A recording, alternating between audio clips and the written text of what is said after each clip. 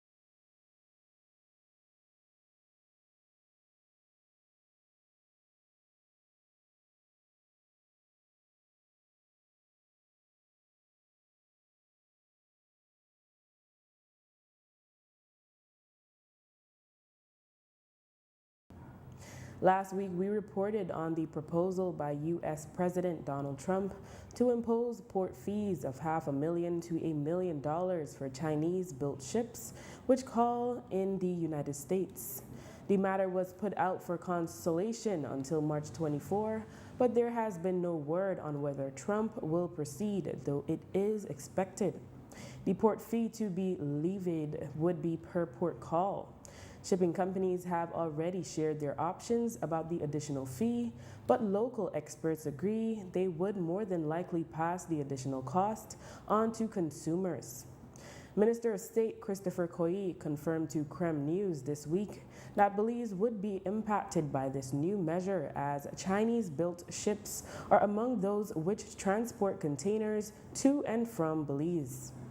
I think that is an item that actually is being approached similarly with the tariffs on a CARICOM level basis. So as I mentioned to you, those meetings with CARICOM, that will also be an item of continuing discussion. There's, again, unpacking, unwrapping what are the intentions, because that is not entirely clear yet coming from the US as far as their policy position there or any policy decision there.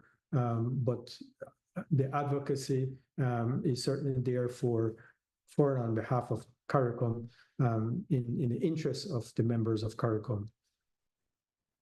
Are you aware what is Belize's case in terms of whether our container ships that come here, if they are in fact Chinese built, some of them? I understand that some of them are. That's all I don't know. That's what I am told. When we spoke with Delroy Fairweather, a customs broker, he had some more insight on how Belize would be affected if the measure would come into force. However, he notes that studies still need to be conducted. Fairweather lumped the impacts of the proposed port fee with the 10% flat tariff on all Belize products being imported into the U.S. as of April 5. That's because both measures would impact the cost of goods. Breaking down the proposed freight fee, Fairweather says the cost is expected to double. Because the ships that would normally come to Belize, of course, those vessels are limited because of the draft, etc. And our importation on those vessels would be in the range of, let's say, maybe 300 container at max. This is Belize that I'm talking about. That rate of that $1.5 million would work out to a significant increase in fees. Not so significant during COVID, because remember, COVID had tested us to the limit where freight went up at least 500%. And I'm thinking the studies that they're looking at right now, it may be about maybe half that amount. So let's say a container that was you were paying up as much as 15 to 18,000 in freight, probably you would be looking at maybe around maybe half that amount. Still a significant increase, because that would represent at least 100% increase in acquisition costs, like double the price. And I think earlier this year we had rates were trending back down, because what happened, how these shipping companies work, you would normally get a quotation or a quote from them for a specific period of time. So you would try to lock in those rates. And once you have locked in those rates, you're good for, let's say, maybe a month, 2 months. Something significantly change after that, then your rates start going back up, right? And I think we have been seeing rates going up back incrementally, maybe a little 1,000 here, 2,000 there, nothing that significant. Looking at the Trump tariffs, Fairweather says the increase on goods for Belizeans will very well be compounded. I'll give you an example, buying stuff from the US with just a simple, what they would say, a 10% increase. That's not actually 10%, by the time that has been compounded, that will be around 14 to 15% for that importer within the US. So that 15% would be added on to whatever costs of those items that you're procuring in the US. And then, of course, when it starts trickling down, then the compound effect starts happening because at every end there will be some kind of additional um, monies that would be or taxes that would be levied on top of it. But what happens now? Containers are dropped off within the region, like for example, Jamaica being the regional hub. And when these containers are placed there, then they are sent on smaller feeder vessel which comes to Belize. Now, if that vessel per se had to make a stop to the US before it starts finding its way down to Belize, eventually those costs are then passed on. We asked Fairweather how consumers can know whether all container ships coming to Belize are Chinese built to ensure the increase is not applied wholesale by those who are intent on price gouging. I think the specific section of government who would need to look at that would be the Foreign Trade Ministry. But again, the Chamber of Commerce can play a big role in this because, again, like I said, they are the voice for the wider business community.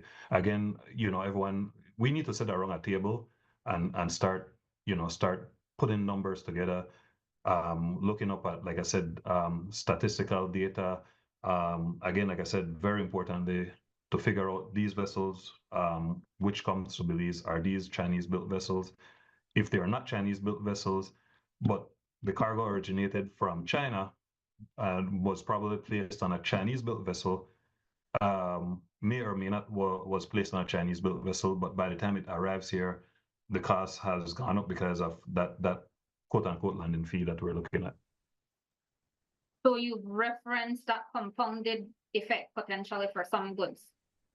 Yeah, well, basically, I would just want to say right across the board because everything that comes to Belize by ocean comes on a vessel. And like I said, biggest trading partner for Belize would be, of course, China, because a lot of stuff comes in from China. We do get from Europe, we get from our neighboring Central American countries, and we do get. Fairweather advises Belizeans to only buy what they need. At the macro level, he also discussed where Belize can benefit from the tariffs by bolstering our exports. He used the example of Guyana, who will face a Trump tariff of 38%. Belize needs to start to step up our game and said, hey, listen to me. We're only at 10%, buy from us.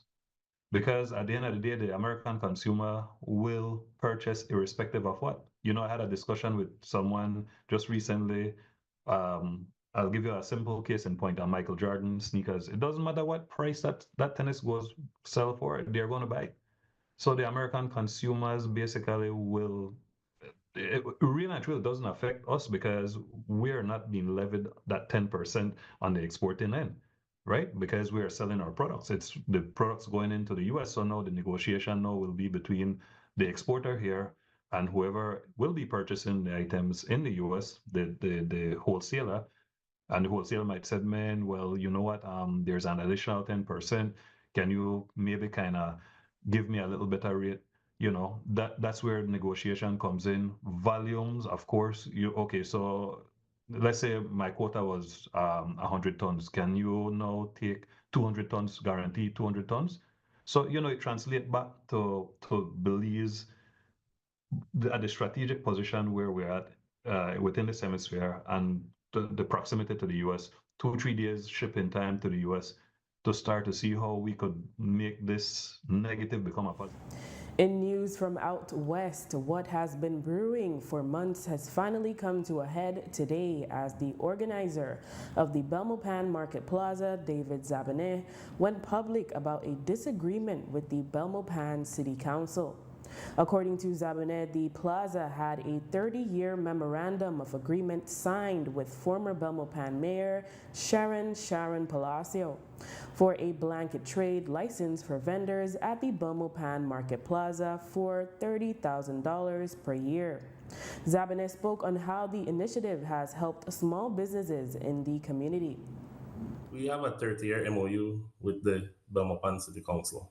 We're saying that it was done illegally under Mayor Sharon Palacio, and she had no authority. But we've been operating with a trade license. This is our 5th year going, and initially when we got our trade license approval, the trade license board, they were the one to approve it. So I don't see how they're focusing on the MOU we had that was signed by Mayor Sharon Palacio. We have an MOU with the Belmopan City Council.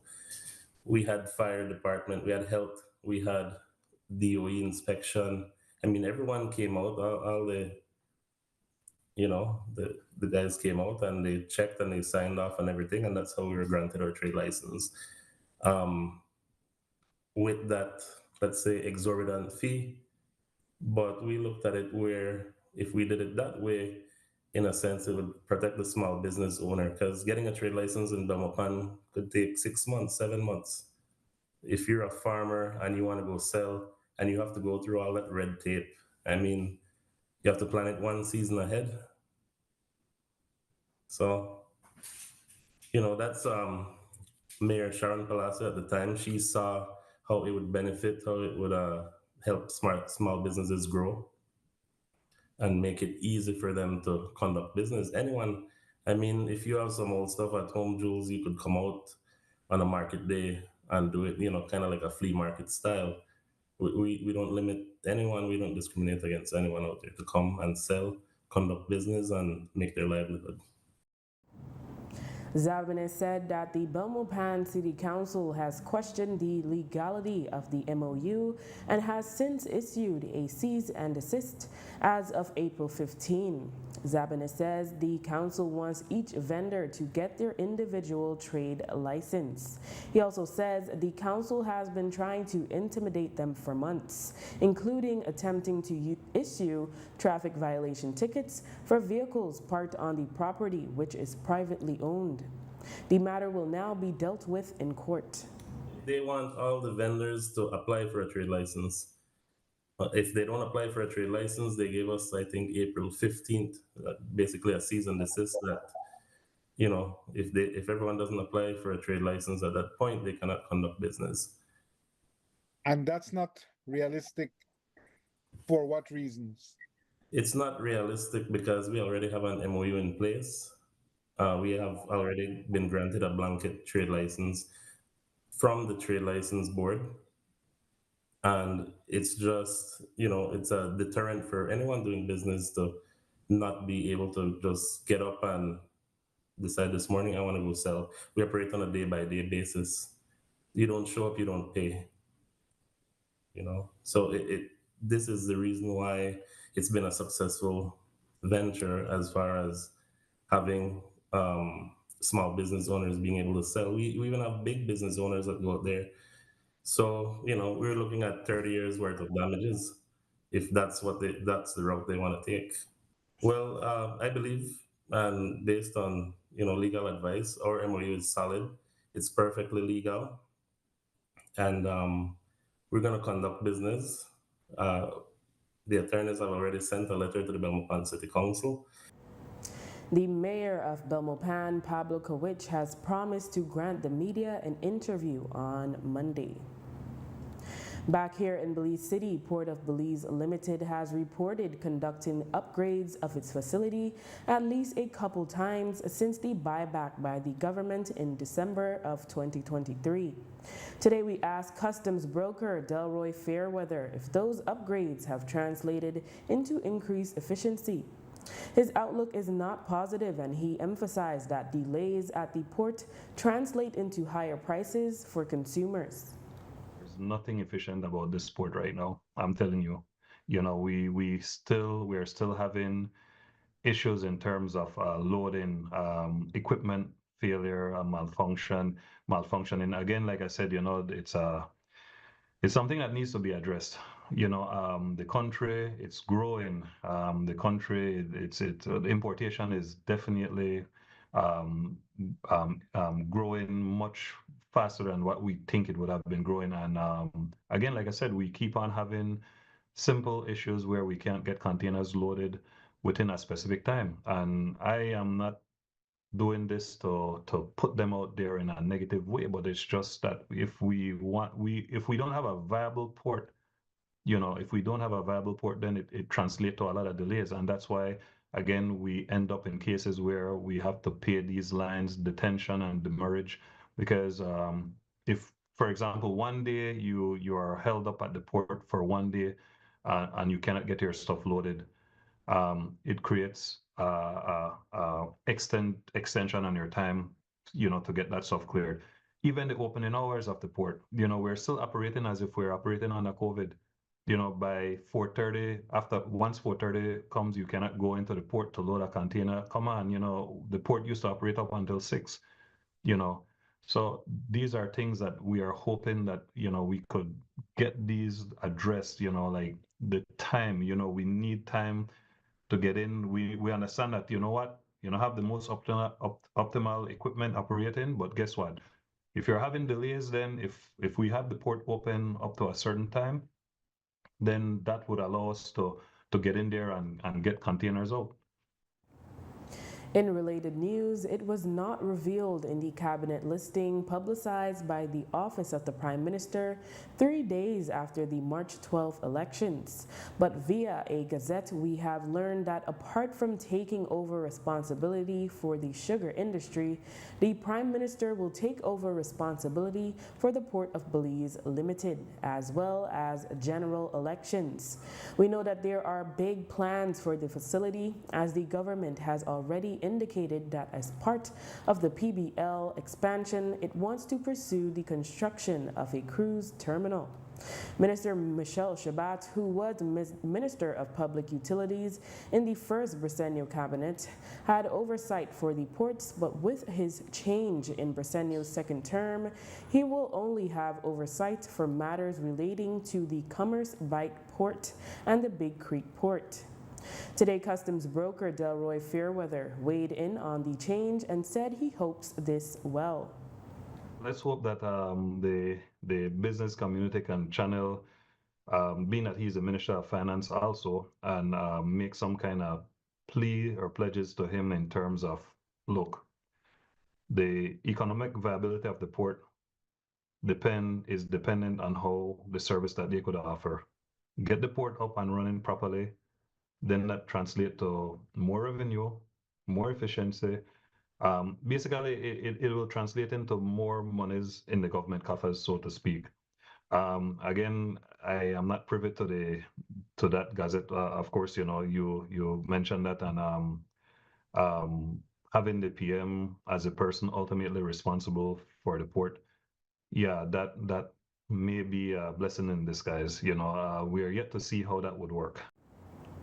Barrington Mai, a police officer from Orange Walk, has been arraigned following a complaint filed by outgoing Police Commissioner Chester Williams that he used a computer system to publish computer data that is obscene and vulgar.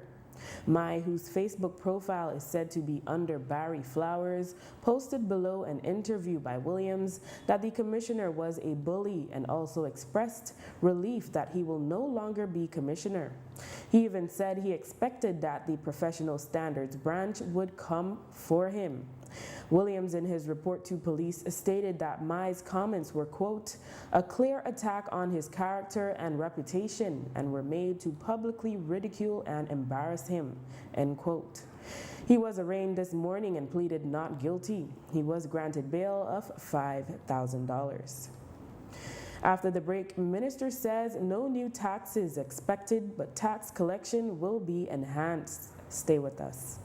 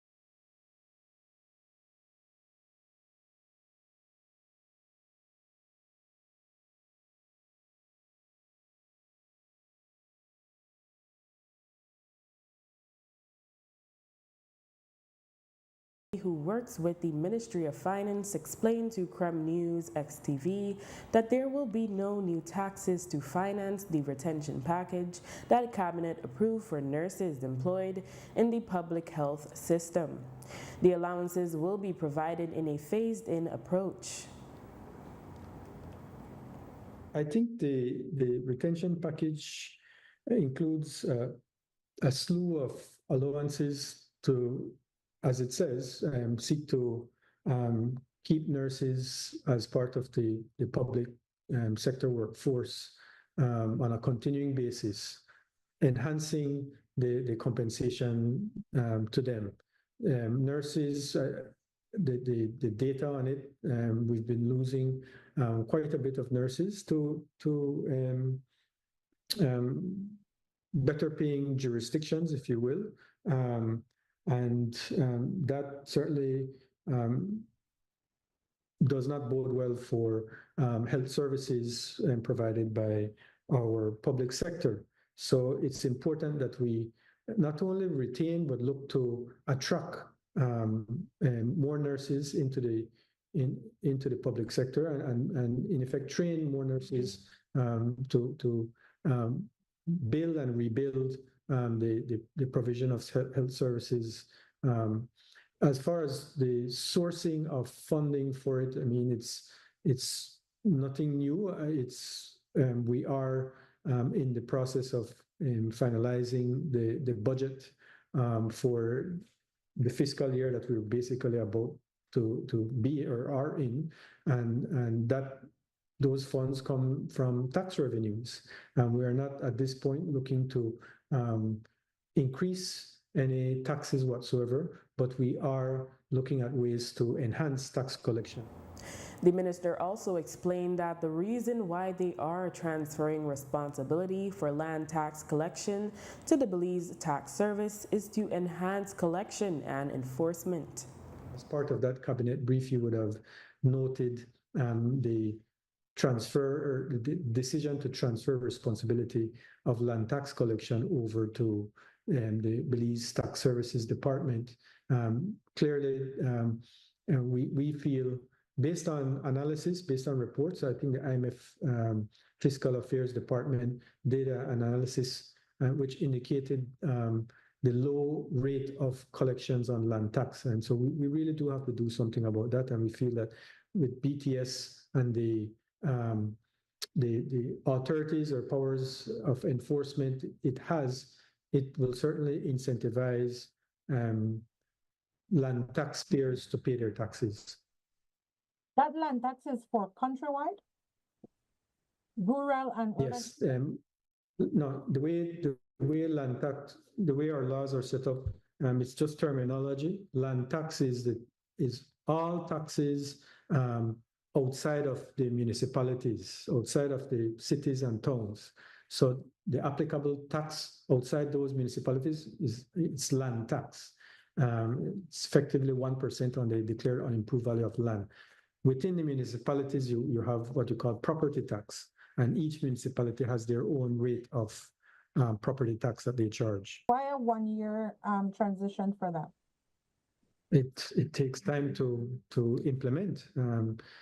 Remember that we have to ensure that we have good data for one. We have to do the appropriate reconciliation between the land tax department and the lands registry. So that in itself, that's like data cleaning. Then there's data migration that has to be done. Ultimately, the intent is to collect it through the IRIS system. So you have online collections.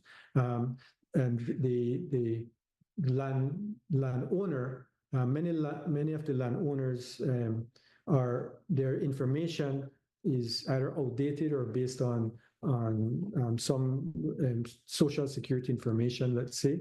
The decision was made that each landowner will have to provide a tax identification number, a TIN number, and that will better enable collections under the IRIS system. But generally, it's a more appropriate and precise way to keep track of the landowner. In a promised joint release from all government agencies relating to the Cayo Rosario project, it is affirmed that the developer's environmental impact assessment was approved and an environmental compliance plan was issued in May 2018. That ECP was then updated in 2020 and is the most updated valid version for compliance monitoring. Acknowledging the public's concerns about the project and, quote, the possible negative impacts it could have on the nearby environment, considering the ecological sensitivity of the site and nearby fly fishing areas, end quote. The joint statement says the regulatory agencies agreed to take several steps to improve their monitoring. These include establishing a technical expert to be liaison for the project and requesting frequent status reports from the project owner. There will also be an interagency site visit to assess progress thus far. The agencies also commit to conducting frequent compliance inspections. The release states, quote, the joint team is confident that once the project owner follows the conditions of the ECP and any permits that are granted, the project will be sustainable and meet the objectives of the Hull-Chan Marine Reserve, end quote. We'll keep watching to see if this will be enough for the project opponents. The Department of the Environment provides an email for anyone to share concerns or observations. That's compliance@environment.gov.bz. In other news, the Association of Defense Attorneys, ADA, has expressed concern about the recent appointment of 3 non-Belizeans as magistrates, saying it worsens the foreignization of the judiciary in Belize. The association explains that the appointment of judges and magistrates is done by the Judicial and Legal Services Commission, which is comprised of the Chief Justice, Solicitor General, President of the Bar Association, and the Chair of the Public Services Commission. The ADA notes that in the last 5 years, all vacancies for judges have been filled by non-Belizeans and adds that several of the appointees were not even judges or magistrates in their home countries. The association affirms that Belizean senior magistrates and retired magistrates are available and that there is also a pool of some 200 attorneys, quote, of which many would willingly serve their country, end quote. Here we note that the Chief Justice has consistently called during every opening of the legal year for Belizean attorneys to offer themselves to join the bench. The ADA states, quote, while our association welcome our brothers and sisters from the Caribbean and the Commonwealth countries, charity begins at home where there are competent, qualified, and experienced legal professionals available, end quote. The association is also urging the government to establish national policy guidelines and to review the composition of the Judicial and Legal Services Commission. The association separately expressed its continued concern that accused persons continue being denied bail during bail hearings. The Ministry of Infrastructure Development, MIDH, has been upgrading the northern entrance into Belize City in parts. Having completed 1 lane, it is now working on the other side of the highway. Chief Engineer Evandale Moody told us they are trying to get the work done as quickly as possible to reduce inconvenience to motorists. We're basically upgrading between Buttonwood Bay Boulevard and also the Belcan roundabout. And so on that section, we have divided the project into 4 segments. And so we have completed 2 of those segments, and now we're just working on the northbound lane going from Belize City to Buttonwood Bay. I know on this week, we're currently focusing on the section between Belcan and the Coney Drive roundabout. We want to try and see if we could complete that before the Easter holidays. And then thereafter, we will look at the final section between Coney Drive and Buttonwood Bay. We had to divide it into sections so that we could allow traffic to continuously pass through. However, you'll notice that I think 2 2 times ago, I had to issue notices whereby I had to close the road completely, but that's because we had to apply the hot mix asphalt cement. And in an effort to expedite that process, it was best for us to close the road. We will have to do the same thing on the other 2 remaining sections, but we will try and see how best we could minimize that as best as we can. We know that we will create some inconveniences, but that's the best that we could do to try and get it paved and then get on. Works have gotten underway for the 3-year project to upgrade the Philip Golson Highway from its airport junction at mile 8 to mile 24.5 in Biscayne Village. The government's chief engineer, Evandale Moody, provided an update for the works being funded by Kabay. Contractor has already mobilized to site. We've had 2 progress meetings so far because we've been there 2 months. He's currently doing his setting out. He started the installation of culverts this week from Biscayne coming back down towards Pearl Boom. And so he'll be working on 2 fronts, from Biscayne and also from Ladyville, and then he will try to collapse the project over the next 3 years. After the break, Katie Numi ushered debuts powerful piece centered on Corozal's sugar history. Stay tuned. 20 years ago, we built a company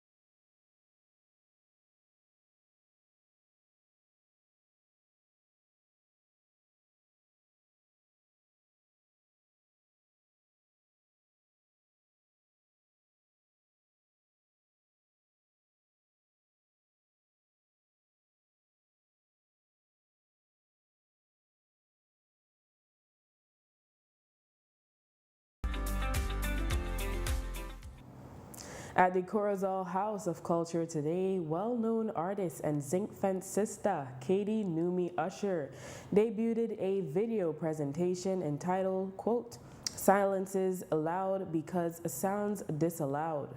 For the project, Usher collaborated with Carlos Lido Quiros, Nelida Castillo, Ivan Duran, and Yasser Musa. What began as Usher doing research on the original sugar factory in Libertad, Corozal blossomed into a work focusing on themes such as colonialism, marginalized identities, and the power of one's voice. Usher spoke more on these topics. The biggest contributor to our economy was that Libertad sugar factory. So it was very important that when I premiered this work that I did it at the Corozal House of Culture. So this project spins off of work that I've been researching on sugar, colonialism, being a Black woman, marginalized identities, and especially that positioning of being silent as a position of resistance or being silenced and also trying to work through that, resisting that. So definitely, if anything, I would want people to take away the fact that both your silence and your voice are important. Sometimes, especially marginalized communities are not given the platform to use their voice. And so sometimes silence can be a powerful tool, not all the time. Sometimes you do have to raise your voice. I definitely want us to look at some of the happenings with sugar. I shared today at the Corozal House of Culture some of the articles from the 50s and 60s in the Times and the Belize Billboard.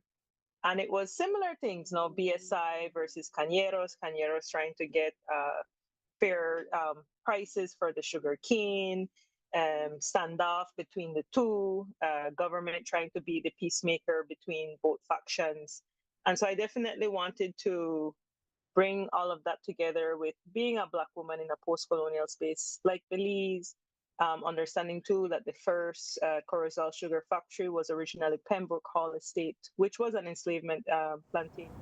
Usher said she also wanted viewers to realize that while we all share our unique struggles and experiences, we're all connected one way or another. She also learned a lot about her own family history while researching and was able to share similar experiences with others today during the debut, which she said was also a goal of hers. So definitely wanting us to understand that even if it might not be an issue that is specific to me, we are all in some way connected to sugar, to colonialism, to multinational versus the farmer, in this case, the cañero. So for me, knowing that my great-grandfather, Fred Martinez, worked at the Tate and Lyle, at that time it was called the Corozal Sugar Factory, or Libertad Sugar Factory, it was a feeling of trying to connect with my past, trying to connect with stories that I may not know, and trying to kind of question why I don't know them. I grew up thinking we had one sugar factory, right? Or Hill in Orange Walk.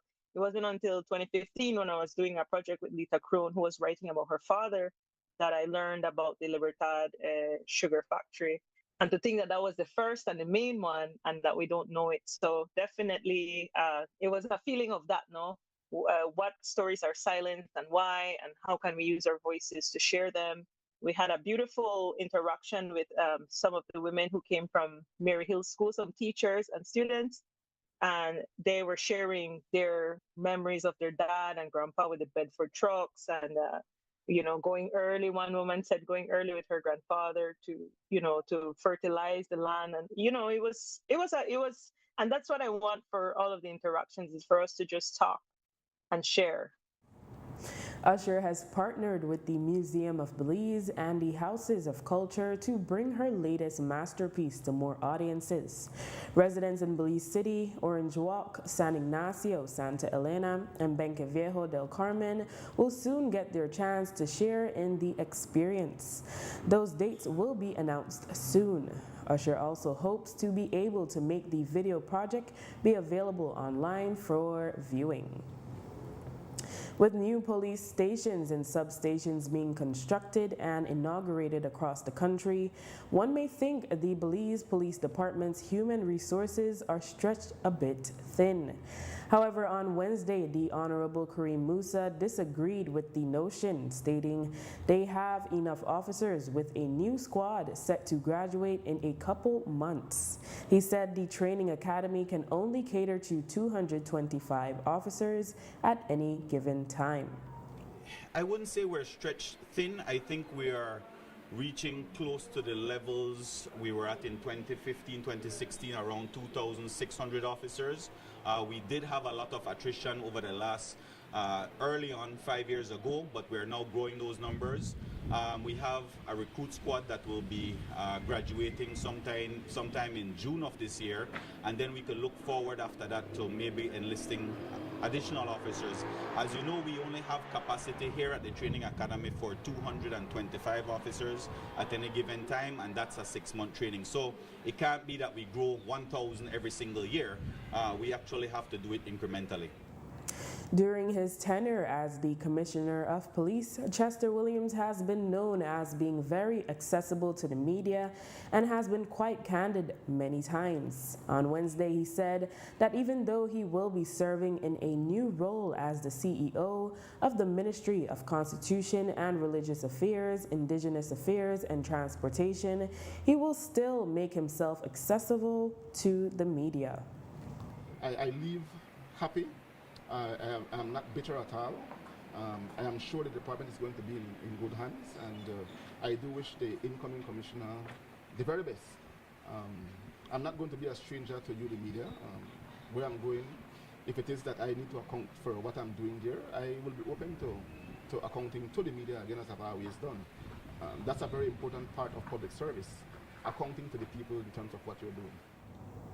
Excitement is in the air as the 24th annual BEL Junior Cross Country Cycling Classic kicks off this Sunday, April 6th, showcasing both male and female categories.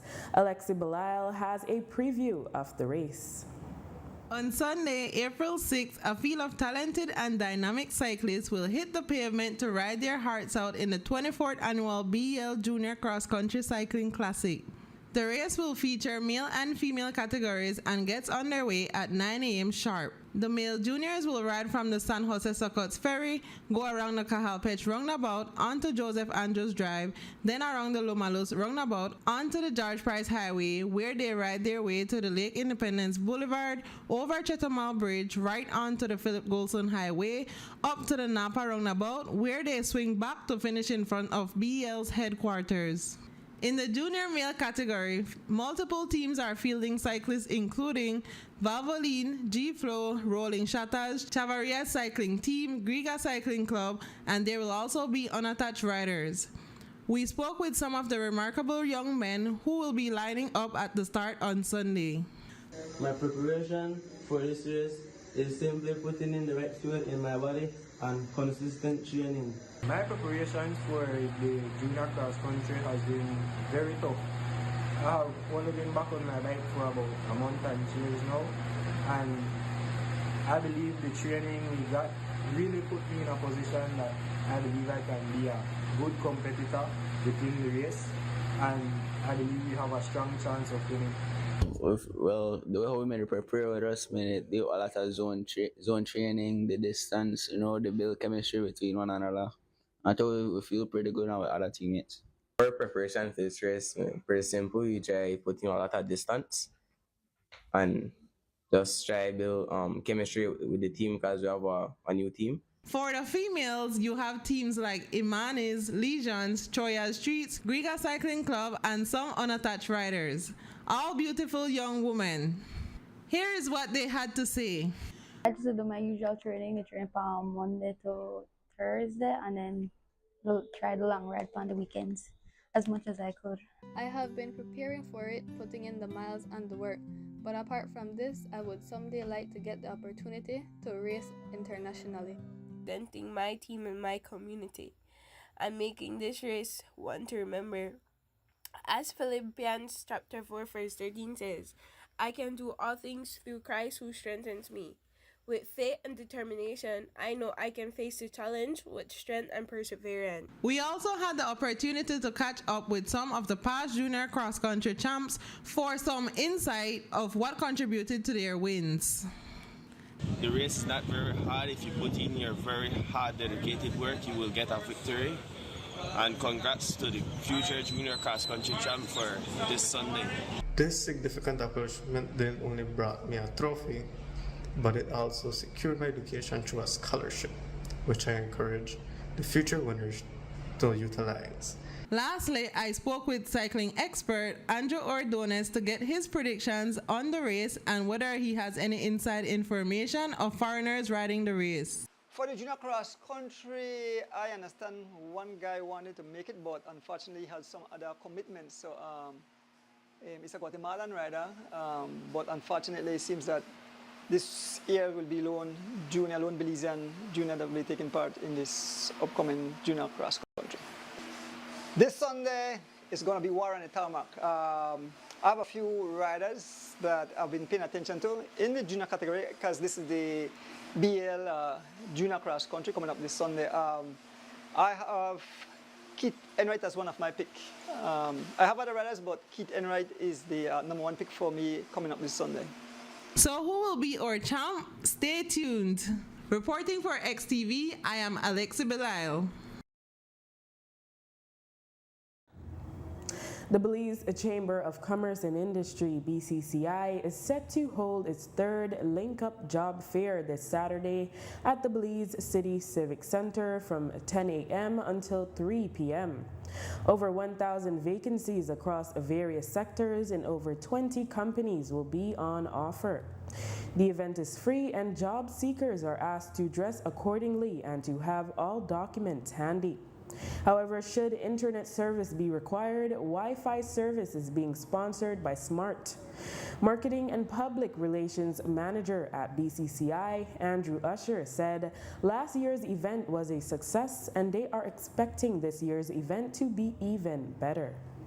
So last year we had around 24 businesses and organizations that were out there trying to fill vacancies and trying to connect job seekers with these vacancies. And then this year we have about 26 or 27 different participants as well.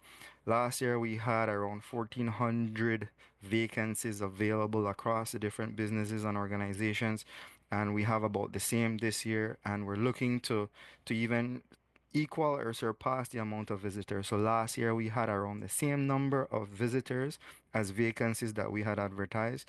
So a lot of the BPOs, they had shared, they were looking to fill 75 and they filled their 75.